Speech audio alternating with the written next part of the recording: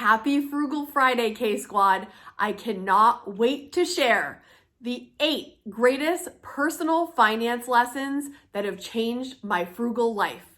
Let's get right into it. Number 1, millionaires are notoriously frugal.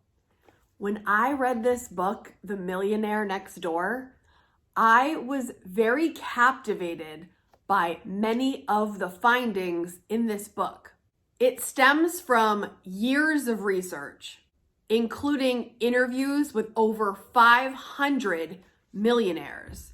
They didn't get there by accident, folks. They got there by budgeting and understanding what money was coming in and what they were spending. They were keeping track. They were practicing frugality. There's tons more in this book. It's comforting to me to know that many of the financial greats started with frugality and have continued. For example, Warren Buffett. He still lives a modest lifestyle despite being worth about $112 billion. He purchased a 5-bedroom home in Omaha in 1958 for $31,500, and he still lives there. I love hearing about humble beginnings and how far people are able to go in their financial life, but by adopting some frugal, wonderful habits that can actually last a lifetime. The other thing that I like about this lesson is you're gonna learn from those that have paved the path to where you might wanna be down the road. Like, for example, if you wanted to write a book, would you rather get tips from Stephen King on how to write a fiction novel? Or would you like to listen to your know-it-all cousin who has never written a book? Know what I'm saying? The first chapter is titled Meet the Millionaire Next Door. Do you know what the second chapter is called?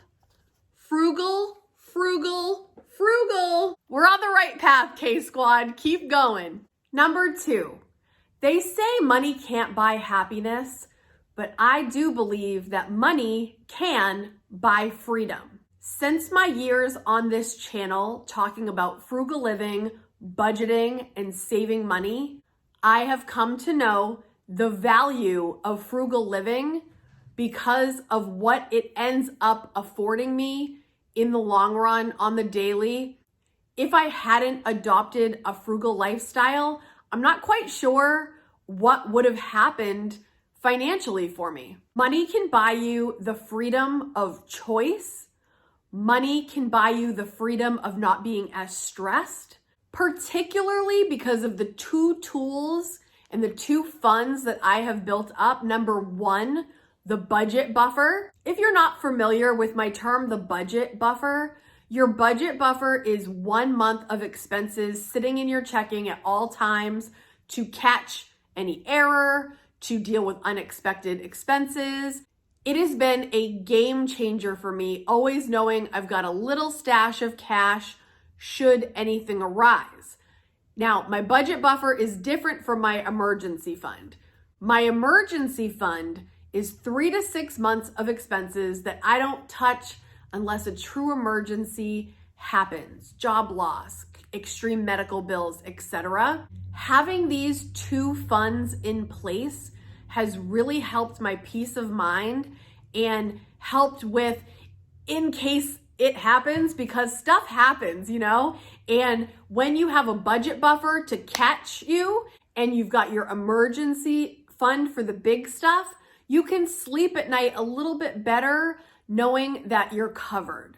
I'm not quite sure I knew how to get to this place when I was younger. I wish there had been frugal living channels like this back in my 20s that I was aware of. I feel like we're in a really special time of life where we have resources and people that we can follow to talk about these things. It's a very exciting time. Number 3, I have learned that the Joneses are broke. I've heard this many times during my frugal living journey, and I'm very grateful to know this and to not feel the need to compare like I might have before when I was younger and a little less aware. If you're not familiar with the term, I wrote this down. It's the comparison to one's neighbor as a benchmark for social class or the accumulation of material goods. I know people now that have put up that front that they have money. They want to appear that they have money. They want the fancy cars. They want the perfect home. They want the designer outfits, and they have purchased them beyond their means. And I have seen it destroy their families. So now that I've actually seen that, and it is reinforced by a lot of other things that I read up on or watch, the need to compare has faded out a lot. And I'm very grateful for that, because a lot of the time things are not as they seem. I don't get duped anymore. You know what I'm saying? I don't fall for it. Now, of course, not all people that are flashy and flaunt are in that position. Some have got it, and I'm so happy for them. But I'm also very glad that I don't feel that pressure to be comparing, because I'm very content with my frugal life. And I love talking about it with others so they can live a happy frugal life. Number 4, debt sucks. And by that, I mean, it sucks the life out of you. It sucks your finances dry. When I paid off my car, you guys, it was a very proud moment for me, because it really took some discipline to get there. And as a single parent with financial responsibilities, I really had to find my way. And when I reached that goal, a lot of light bulbs clicked on. You know what, Kate? You can do this, and you'll eventually be able to get a house, and you'll be able to accomplish things you didn't even know you could accomplish, because you're able to check off this one thing that at the time felt huge and burdensome and impossible. And now, as you know, I'm working on paying down my house, which is going to take longer than a car for sure, but I've got eyes on the prize. I'm very focused, and I cannot wait until the day that I can share with you all that I am totally debt-free. And just a side note, if you are currently in more debt than you would like to be, stay patient and make a plan. If you've got a plan in place and you're executing the plan, you're gonna get there. Just don't ignore it and think you'll deal with it another day. Deal with it head on, and you're gonna feel so much relief when that debt is off of your shoulders and out of your life. Number 5, live below your means. My personal opinion is this is the name of the game. If you haven't seen my Living Below Your Means videos, just check out the playlist. I have tons on this topic, because I truly feel like the bigger you can get the gap from what you earn to what you spend, the bigger you can widen this gap, the better off you will be, and you'll be able to save that money for the things that are most important in your life. And that's what our whole frugal life is about. Living below your means and making smart money choices so that you can really have the things that are most important to you and eliminate or greatly reduce the things that you're spending on that doesn't really matter to you. Spending less than you earn is the key. Number 6, zero-based budgeting. No matter what you say about Dave Ramsey, I will be forever grateful of zero-based budgeting. Honestly, it has changed everything. Your income minus your expenses equals 0. I have an entire budgeting series on this. If you're interested, I'll leave the link down below. For some reason, this budgeting technique spoke to me. And this has to be something that speaks to you in budget world, in budget method options, that's going to make you stick with your budget. So if you like a zero-based budget, let me know in the comments. If you're an envelope kind of person, leave it in the comments. What budgeting method do you use that you swear by? Just let us know. For me, it's zero-based budgeting. I don't think I would ever change up how I budget, because for whatever reason, it clicks with me and it makes sense to assign every single dollar a name Before the month begins, you know, I'm a unique monthly budgeter. I like going into a month already knowing what my expenses will be, and I have planned for it. Number 7, invest early. The earlier, the better. If I could go back in a time capsule, KSQUAD, you know, I would have invested as soon as I possibly could. It is the greatest financial regret that I have. And if I could go back in time, you guys, I'd be contributing everywhere I possibly can. Please know, if you're watching this and you just heard that and you're my age or older and you're like, darn, I haven't even started yet. Start today. The best time was decades ago, but if you didn't do it decades ago, do it now. If you have a 401k option and you've been ignoring it, you're not quite sure what it's about, call your HR person today.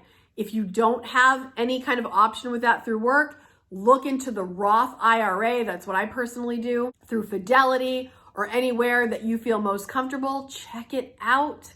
Start now. Number 8, learning about personal finance never stops. There's always going to be another book that can bring you value. There's always going to be another YouTuber that you tune into that's going to say something and change your life. So don't miss it. Take the time to listen up. Take the time to read the books. Learning about personal finance never stops. And you never know what you're going to stumble upon that's going to sink in one day, and you're going to all of a sudden be changed forever with this small piece of knowledge that changed the way you thought about money. Money doesn't have to be scary. Money doesn't have to be taboo. That's another reason I have this channel. I want a place for you guys to talk about it, share, tell what's working for you, tell what didn't work for you, so that we can all learn more. Every single week, we're here every single Frugal Friday talking about these things to enhance your life, to inspire your financial life. And it's so much more than your financial life. It's your entire life. Frugal living, money, it affects your relationships. It affects your well-being, all of the things, right? And when we have a healthy financial life, we can really contribute to this world and show up in the way that we really want to. We can give, we can live. Can you tell how excited I get about this stuff? You already know I do. I'm so glad you're here. And now my favorite part, it's your turn, KSQUAD. Please don't leave without going into the comments section and letting us know your favorite personal finance lesson that you've learned over time, so the KSQUAD can read through, maybe add something to it, maybe learn something new, or be reminded of something that is very effective that we can learn from. Don't forget to hit the subscribe button. You guys, we are on our way to 50,000 subscribers, and I can't thank you enough. Let's keep going. Hit the like so this video can get to others that love talking about frugal living and personal finance, and hit the bell so you're notified of every video that comes out so that you never miss one. Thank you so much for being here. Have an awesome weekend, and I will see you next week. Bye, guys. Here's the bonus tip of the day. Always make a list when you're going shopping or have a lot of things planned. Good idea, babe. You heard it first. Kaden himself. Make a list, people.